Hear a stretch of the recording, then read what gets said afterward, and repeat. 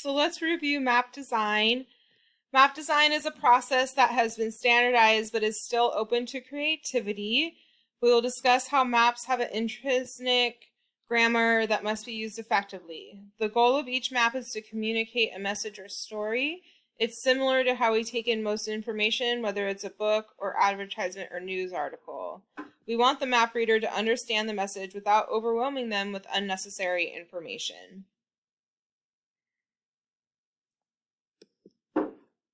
So we have our cartographic basics.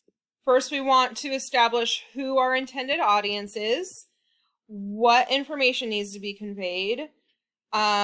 Is this a moment in time or a longitudinal evaluation? What is the geographic extent? And how can I best represent this information? So one of the first things that we need to do is think about the 7 elements of map composition. So after we've identified whom, what, where, and how of our map's purpose, we can focus on our cartographic design decisions, which we must consider each time we make a map. Each map is going to be different. So these include on the map elements, body of the map, the scale of the map, and direction or orientation. And so those are the 3 primary elements of that map, and then we have our secondary elements, and we'll get more into detail with that in just a moment when we talk about hierarchy. So again, that the secondary elements include what is near or around the map, additional or explanatory information of the data that is displayed in the body of the map. Okay, so as you guys know, you should be familiar with map hierarchy by now. So some elements stand out and some fall back. How do we decide? So we've got that primary, secondary, and also tertiary info. And so when we're building map hierarchy, we want the map itself, that map data, to be our primary info. And then the map reader's eye will fall on that secondary information, which should be the title, if needed, right? Because sometimes we don't need a title necessarily. It can be supplemented with either a map description or a caption within a report. And then we have our legend. And then we have the more supporting lower elements on the hierarchy, the scale, direction with that north arrow, and credits. So name, date, source is what we've typically been working with in this course. But again, all of those should be a lot smaller and inconspicuous, so so the map reader can first focus on the map itself, the title and legend, and then come down to that supporting information. Okay, so we also have our visual hierarchy, which is the logical arrangement of map elements along a wide spectrum between figure and ground. Visual balance is a design principle based on using the visual weight of map elements to balance the page around the visual center. So what elements are seen first and what elements are quote-unquote in front of others? So the visual center is the point on the page where the eye is naturally drawn. The visual center is located slightly above the geometric center of the page. Elements placed near or around the visual center are more prominent than features below and will rise in visual hierarchy. For this reason, map titles are typically placed near the top of the map, while supporting elements such as scale bar and north arrow are placed near the bottom. So like visual hierarchy, visual weight depends on how much a map element attracts one's eye. The heavier the weight, the higher in visual hierarchy.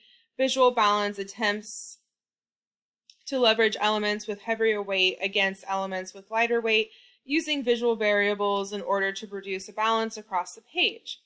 Elements that appear out of balance will draw the map reader's eye and rise higher in the visual hierarchy, which can be undesirable.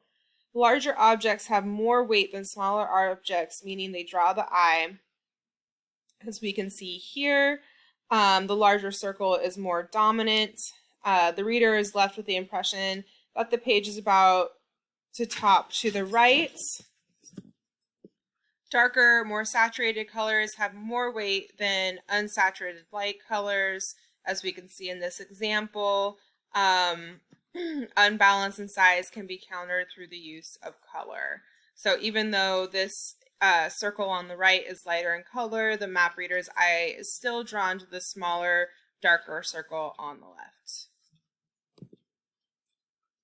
Okay, so this is just a really basic example of map layout. And so this example on the left, we have our title on the top, we have our map data right here in the center, and we have our supporting elements on the bottom.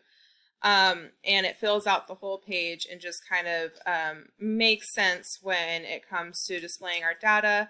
This example on the right, the title is down at the bottom, so immediately the map reader's eye is brought down here. It's taken away from the main map data, and then we have these lesser important informational supporting elements at the top, and so the map reader's eye is just all over the place when they're really just supposed to be focusing on the map data itself. All right, so coordinate systems are also really important when we're putting together our maps. So we always want to make sure that all of our layers are projected into the same spatial reference system. The data we use in a GIS contain information about the location of the real-world entities and phenomena. The features in our GIS are tied to real-world locations on the ground via these coordinates. We know where things are located on the ground because of these coordinates. So we have two different types of coordinate systems. Again, this is just a quick review. So geographic coordinate systems uses angular measurements to define location on a three-dimensional ellipsoid, where a projected coordinate system defines locations on a flat surface using Cartesian coordinates, not using angular measurements. Distance from the origin along the x-axis and the y-axis. So remember, because the projected coordinate system is based on that planar 2D surface, it requires a geographic coordinate system or a datum to be paired with it to allow the GIS to be able to project it spatially. Where if we were just using a geographic coordinate system, we don't necessarily need a projected coordinate system to go along with it because it's already in that 3D form. Okay, so again, why we care. We need a common locational frame of reference so we can derive spatial information about the real world from our GIS. From an applied GIS perspective, what this means is that we need to get all of our layers into the same coordinate system before we start analyzing our data. It's important to have a basic understanding of datums, coordinate systems, and map projections in order to use GIS effectively. All right, to wrap up, I want to talk about online geospatial data resources, especially because for the final project, you guys are going to be expected to acquire data on your own. So this whole semester, you guys have been exposed to different geospatial data resources. All of these are free data resources and can be found in past activities in the book. And so I just kind of want to go over a few of these resources here, and then I'm going to take you over to the text itself and go over a couple of things. So of course, if you're working within Humboldt County, the Humboldt County GIS data portal is an amazing resource.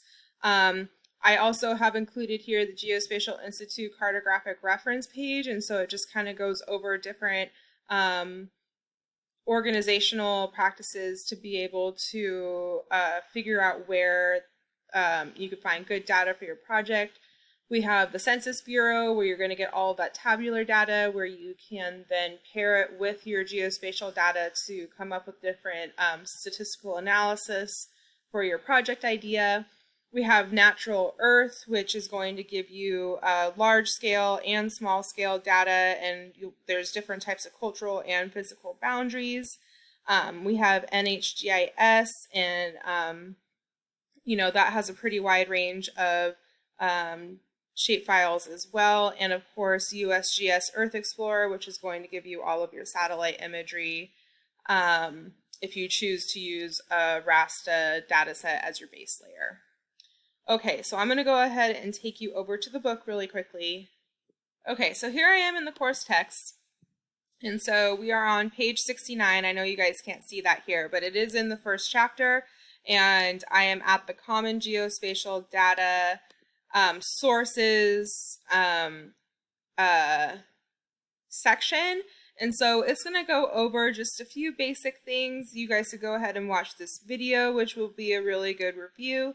And then if you continue going just to the next page, it lists all of these additional links here for different data portals.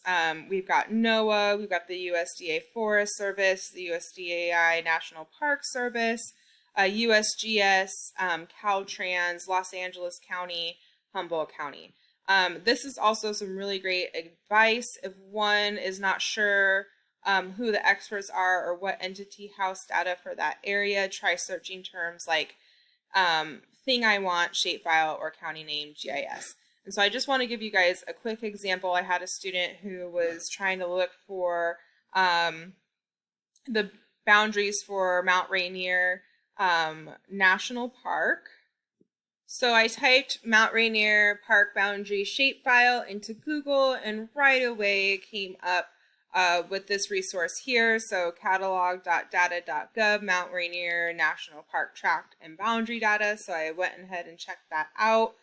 And, you know, I was able to download this zip file here, and it just came, and, you know, once I extracted it, it was just a really super basic boundary of Mount Rainier National Park and Washington State, and so they are most likely going to be able to use that as long as they reprojected all their layers into the same coordinate system, and it should line up just great.